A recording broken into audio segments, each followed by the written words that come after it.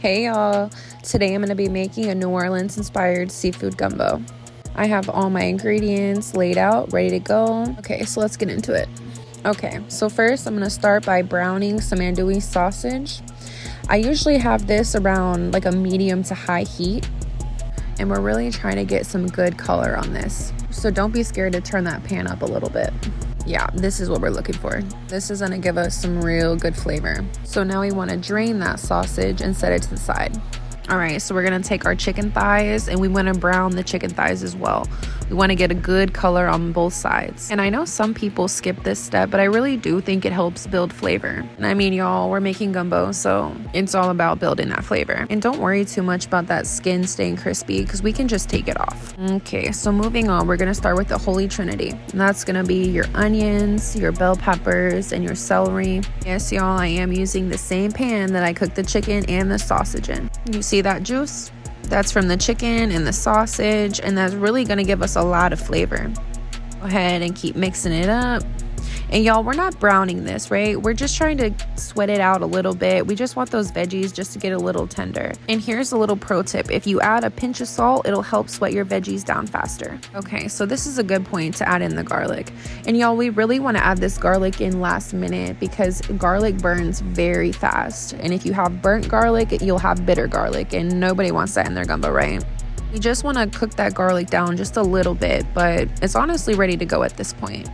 So we'll just set this aside for a minute. Now in a clean pan, I'm gonna start making my roux. So I have a half a cup of vegetable oil. For me, I like to keep my pan at about a medium heat right here. Okay, my oil's heating up, and now I'm gonna go in with a half a cup of all-purpose flour. Okay, so from this point, we really wanna keep this roux moving. We do not wanna walk away from this at all. We need to keep it moving and mixing. If you're new starting out to making roux, I would suggest you keep your heat down low. If you are more experienced, go ahead and crank it up and it will be done faster. Just y'all make sure you keep moving it. Do not let it sit. And if you notice there is a little bit of clumps, then you just keep mixing it and it'll break back down and be smooth. But y'all just keep mixing, keep mixing. This will take a little bit of time. It's not gonna happen fast because we're trying to get to a dark brown color, but you have to go through a few stages before we get to that dark chocolate color. As you can see, the roux is still lighter in color. It's starting to change slightly, but not to the point that we're looking for. Okay, so I turned my heat up a little bit and we are now to a peanut butter color. And it's gonna start to smell, but keep going. It's not burning. It will start to smell like burnt popcorn, but that's what we're looking for. Just keep mixing. Okay, so now you can definitely see the color difference, right? Keep mixing because we do want to go a little bit darker than this too. You're gonna be looking for the color of maybe like a Hershey bar. Okay, so this is exactly what we want. We want that dark brown color, and it's gonna look like melted chocolate, like a melted Hershey bar. Alrighty, so now that our roux is good, we're gonna take our Holy Trinity and pop it right into that roux. So we're gonna mix this in, let it go for just a little bit. We just want those veggies to get a little bit more tender, and we wanna cook it in the roux a little bit. Our roux is gonna get darker, but that is okay. And honestly, the darker that the roux is, the deeper in flavor that it'll be. So it's honestly not a bad thing. Just keep cooking it down a little bit at a time. Yeah, it's starting to look real good. I'm gonna let that cook down just a little bit more, and I'm gonna set it to the side and start on the next step. All right, so you're gonna wanna get you a big old pot, get some unsalted chicken stock, and go ahead and add that in. Now really try to find that unsalted chicken stock because you can always add salt, but it is very difficult to take salt back out. Drop in your bay leaves. All right, y'all, so this is gonna take it to a whole nother level. Add in those shrimp shells. Yes, you heard me, all the shells. All right, so I'm gonna take it a step further. I removed all the chicken from the bones, and I'm gonna take the chicken bones, I'm gonna put it right in. And y'all, this is really how we build flavor, and gumbo is all about building that flavor. And now again, crank that heat up. We're gonna let that boil and just sit for a minute. And after a good 20 to 30 minutes, strain it out.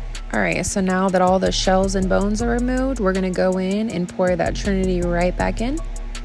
And we also wanna give this additional time to cook too. And keep scraping that pan. We want all that goodness into that pot. And at this point, I would really let this simmer for about 20 to 30 more minutes. And this would be the perfect time to get your rice going. All right, so it's been about 30 minutes now. I'm gonna go ahead and add my sausage back in. Y'all, this smells amazing. I can't even lie to you.